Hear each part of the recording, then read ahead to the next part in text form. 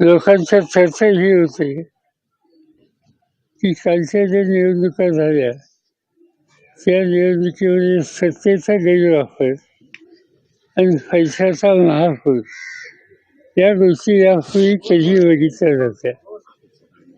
स्थानिक पातळीवरच्या ज्या निवडणुका असतात त्याच्यामध्ये अशा तक्रारी कुठे ना कुठे ऐकायला मिळतात, नाही असं नाही.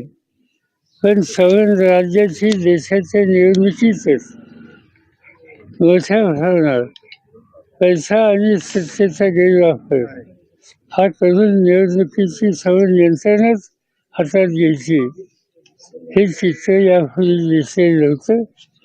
ते यावेळेला लहान असतात बघायला मिळाले आणि त्याचा परिणाम लोकांची अस्वस्थता वाढलेली आहे.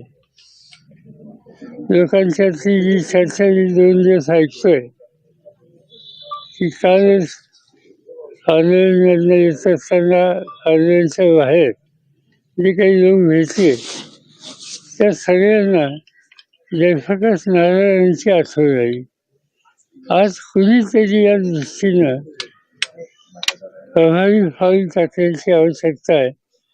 हा लोकांच्या चर्चेचा सूर आहे आणि त्याच्यात जी माहिती कळली तिथं दिल्लीला सुद्धा की बाबा आढावांनी यामध्ये पुढाकार घेतला आणि ते स्वतः महात्मा ज्योतिबा फुलेंशी संबंधित अशा वास्तूमध्ये ते बसलेले आहेत.